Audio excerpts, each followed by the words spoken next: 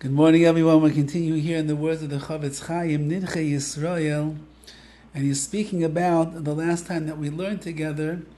He doesn't understand how could it be that a person abandons his wife and his children in the pursuit of money and runs around gallivanting the world, trying to make a buck here and a buck there, shedding himself of Torah and of mitzvahs, and his wife and his children are back in the old country, and they have become almanos, like widows and orphans, because their father and their husband is nowhere to be seen.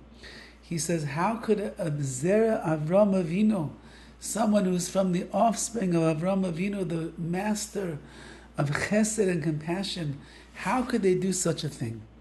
And the Horowitz explains that the reason that they do such things is because they're lacking Yiras Shamayim. They're only concerned about being a nice person, but when push comes to shove and they begin to shed the mitzvahs left and right, so then all the niceties, everything goes out the window, as the Horowitz says, and a person doesn't even keep the bein adam lechaver, doesn't even keep the mitzvahs between him and his fellow man, in this case even he and his wife and his children. Says the Horowitz further, these people who are doing such travesties, they never think, HaKadosh Baruch Hu, the merciful God, hears the cries of the widow and the orphans, and he will take revenge against the blood of this man's wife, Ubanav, and his children. You left them out to die, says the Horowitz. You left them all by themselves because you think that it's more important to go and try to make it rich in America and leave them behind. Chas v'chalila.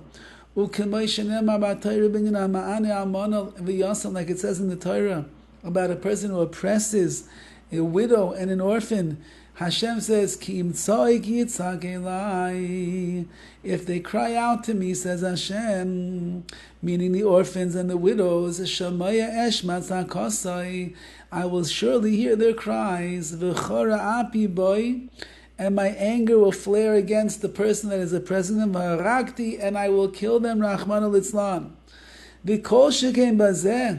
And all the more so in our case,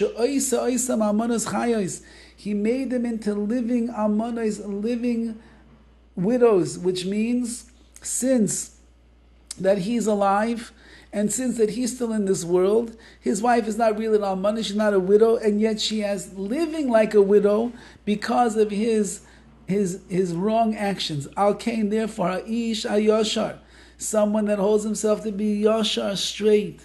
Yisrachik atzma midvarim ke'elos, distance yourself from such things. V'yischazik atzma l'kaim kol mitzvahs Torah, and strengthen yourself to keep all of the mitzvahs that there are in the Torah. Bein devarim shebein adam l'makayim, whether they are mitzvahs between you and the Rabbi Shalom, that's going to be your Yiras Shamayim, that's going to be your Amunah, that's going to be your dedication to davening and to Yom Tov and to Shabbos and the like.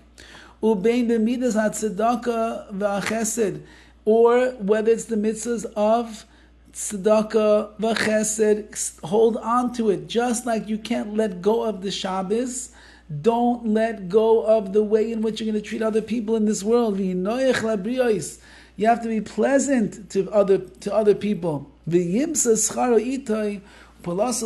then you will find the reward that is waiting for you. Says the Horowitz, be a mensch in Torah and mitzvahs, in mid-Torah, that between you and the Rabbi Shalom, and your service of Hashem, and your mitzvahs between you and your fellow man. And if you do it in that way, you're going to have a lot of reward that is waiting for you in the world to come. But a chalila v'chas, a person lets go of their Yiras Shamayim, their fear and their awe of Hashem, and they let go of their amunah and their bitachon in HaKadosh Baruch Hu, and they believe that everything depends on them. They abandon the world of Avodas Hashem. Eventually, they'll abandon the world of bein adam lechaver, between them and their fellow man. Even to this extent, says the Horowitz, they will oppress their own wife and children with cruelty and turn them into widows and to orphans. Rachmana litzlan lo aleinu.